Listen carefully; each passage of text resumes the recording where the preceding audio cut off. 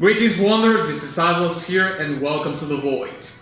Today I'm going to be reacting and breaking down a song called Parade from an anime film called Paprika.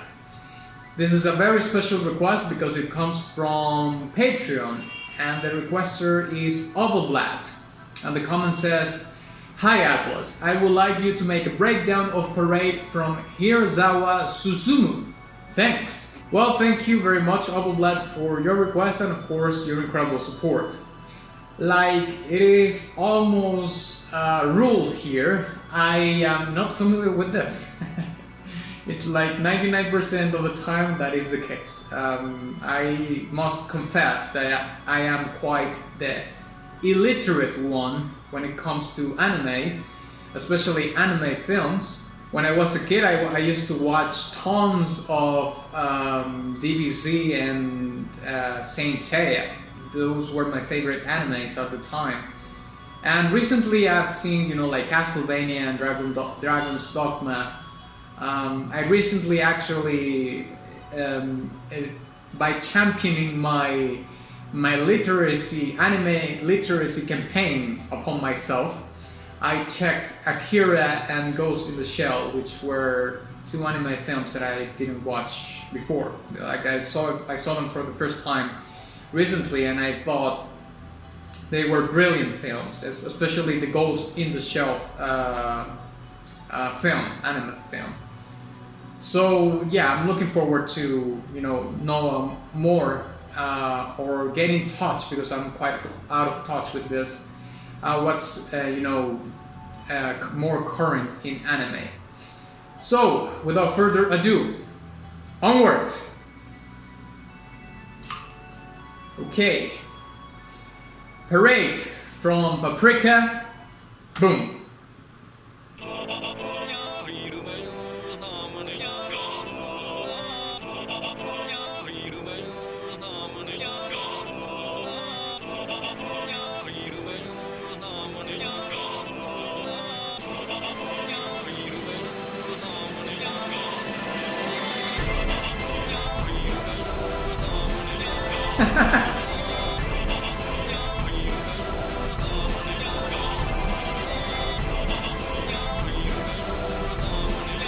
This is so interesting.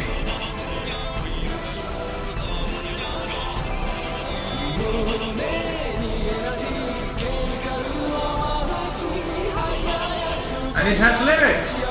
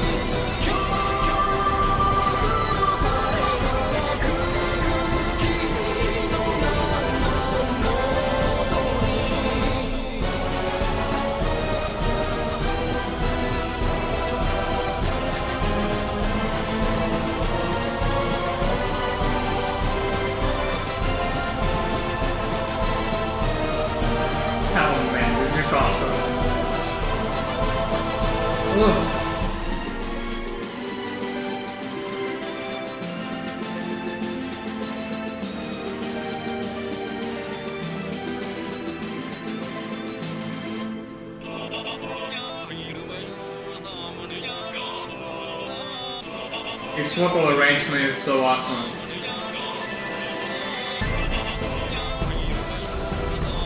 I love it. I love it.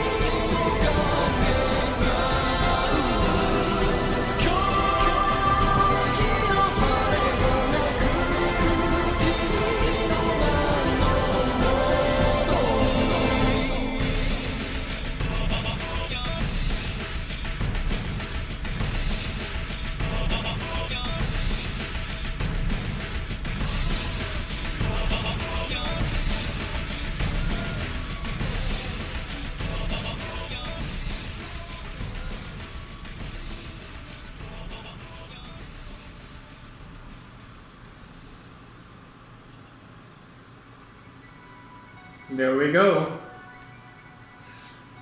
This was awesome. This was awesome. Because see, this is like a military parade, right?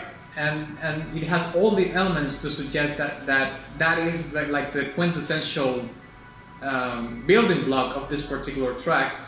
But there's little arrangements here and there that bring it forward in time and make it current, like the vocal arrangement that we hear at the beginning. But I'm not going to be talking more about that. Otherwise, I'm just going to go on a limb and tell all the things in the breakdown in this part. So we're going to be talking about all those elements that I hear in this very martial block of a song that I hear, but all the other things that the composer decided to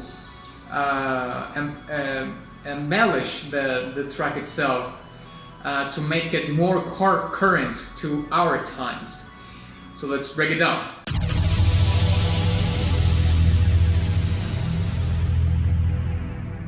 Okay, so let's start this breakdown by trying to figure out what the lyrics are about, because in this particular case, I love it, this song has lyrics. So I already read the lyrics, and at least my first impression of them are that they are probably like a criticism of capitalism. So the first part that I want to mention is: energy in the heart, chemical foam, a walk through a street of hired cars, old tires, blood and meat. This is liberty, a parody on utopia. Gorgeous rows of trees on the avenue of wires and giga movies. It's a sunny day. Okay, so the first part of this lyrics, I think, they talk about the concept of liberty and how life in this particular kind of society might be perceived as an artificial one, because it says like chemical foam, hired cars, old tires. This is liberty, a parody of utopia. It's like saying like you don't have ownership of your things in this kind of system, although you could, but somehow you have found the system not in your favor, but in favor of other people, and in consequence you're perpetually in the cycle of not being able to own your own things, but someone else's own the things, and you just are in it in a perpetual hiring cars, or you have an apartment but it's not yours, you have to pay rent and so on and so forth, right? It's like an artificial sense of commodity, if you will. And of course it's talking about liberty, a parody of utopia. We at least I know that United States citizens proud themselves in the liberty that they have in their country, and certainly I would say that that could be the case, because I think the United States is a fantastic country overall. But it also then talks about the people that might have the ownership of the things, which is gorgeous rows of trees, buyers, and giga movies. It's a sunny day. So it's basically putting things into perspective, that the people that is actually living the utopia, quote unquote, that we see so much sold in movies, media, and propaganda also, is certainly just enjoyed by these people that is on the fresh part of the garden, let's say. Now this part is incredible. Look at this. Now this part is very interesting. Look at this. Minor depressions are pranks, rose color is low priced, therefore rejoice to the extent you can hardly bear it. I think this phrase is incredibly, I don't know if it's eye-opening, but I would say that it is a very good metaphor to what I think it's trying to say, which is the concept of hedonism. And I think that the rose color is, at least I often see it associated with hedonism and comfort, glamour, jewelry, all these posh things also. So it also talks about this artificial quality that some people perceive societies have in capitalism. And the rose color is actually like a metaphor to that premise, based on the hedonism and how people indulge in hedonism in these societies that enjoy quite a lot of liberties, but at the same time all these liberties can be very beneficial, but at the same time very bad for the people in the societies themselves, because some people having all these liberties have either cultivated or have had this unending appetite of things, be it in any shape or form you can think of, like sex or food or gambling, whatever it may be, whatever it may be, the drugs, whatever it may be. Now, I'm not going to be able to break down all the lyrics, but I would like to point this final part here, which is: drawing synergy, we moisten it with synthetic sweetness. In the mega temple of skyscrapers, of frenzy, rain of fonts falls. So this part, I think, is actually talking about how the inhabitants of this, the people that live under this system, relate to each other. So saying that, like, drawing synergy, we moisten it with synthetic sweetness.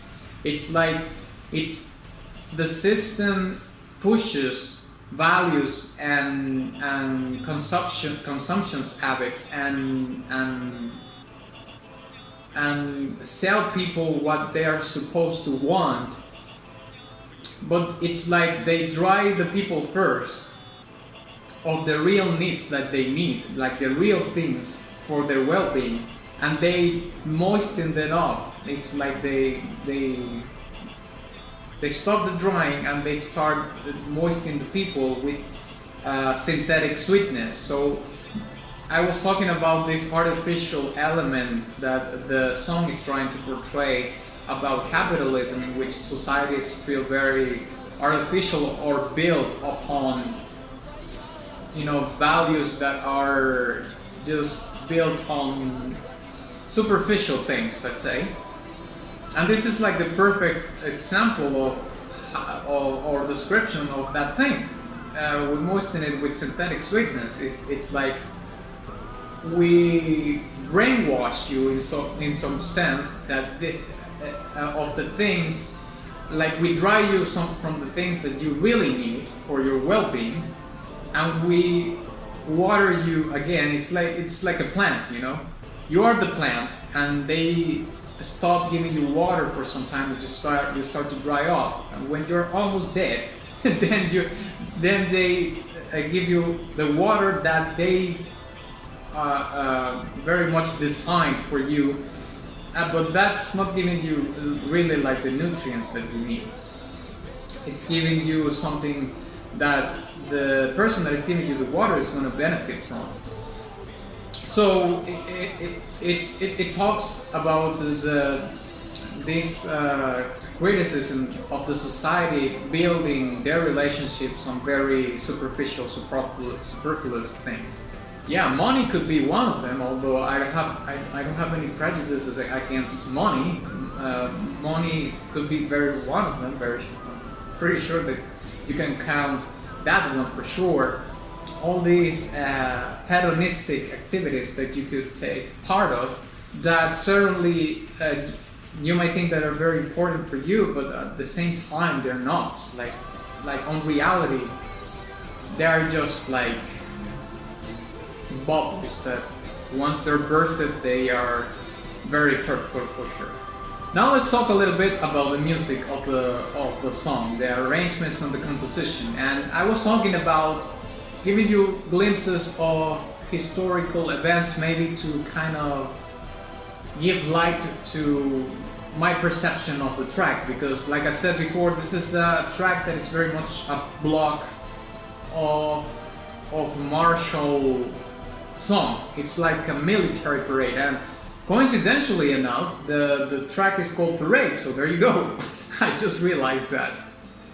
So this is, by the way, I love the song. Again, it's like a military parade, and this song has all the elements that are the building blocks of, you know, a military band or even a high school band. Of course, high school bands are not as elaborated as these ones, as this one is, because this has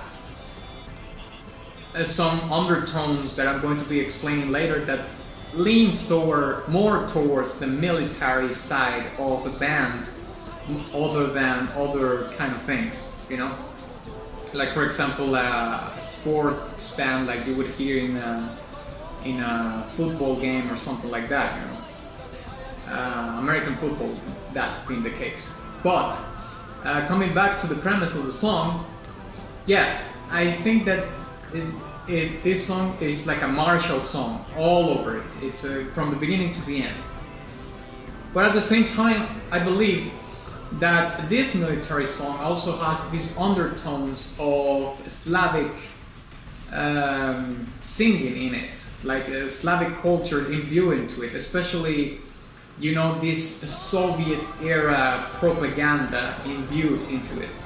And that is actually, I mean, it makes total sense, because if you read the lyrics and you get to the realization, or maybe the hypothesis, deduction, wherever it may be, that the lyrics are actually a criticism of capitalism, then it makes total sense that the lyrics, the song has this Soviet era propaganda kind of tone to it, not only imbued in the military parade kind of thing, but also in how the vocals are performed. Like they are very Slavic influence, I would say. And if you look even into Japan's, well, I'm not even sure if this is a Japanese anime, but you know, I'm just gonna go with it. You know, Japan has a very grueling history with war, especially in World War II. That's for sure. That was like the most grueling one, of course, back in the day when Japan had the ambition of becoming this empire, and it was an empire to until a certain point, of course, until it got defeated in the Second World War. But the Japanese emperor certainly had an ambition of Japan being a superpower in the Pacific and also in Asia, because they invaded China and they were actually very, very successful in taking control of some parts of China. So in regards to that, you have these two cultures clashing with each other, because remember that the Soviet Union took part into World War II, and all this communist revolution was basically drenching all over Europe and Asia also, and that's why China then went into the communist route. But that was like leaking all over the Asian continent and the European continent. And certainly Japan invading China and being in close proximity with the Soviet Union got some cultural touch to it. Like it acquired, let's say, the experience firsthand, let's say. So they know historically about that, and it's very much translated into the song. I think it translates perfectly into the song. Now, I think that the song has like two phases. The first phase, which is roughly the first 2 minutes and a half, are about preparing for something. Of course, since I said that this was very much a military martial song, you could probably say like, well, of course it makes sense that you're preparing for war. And that certainly could be the case, although of course I don't know anything about this anime. I don't know if there's a war in this anime or not.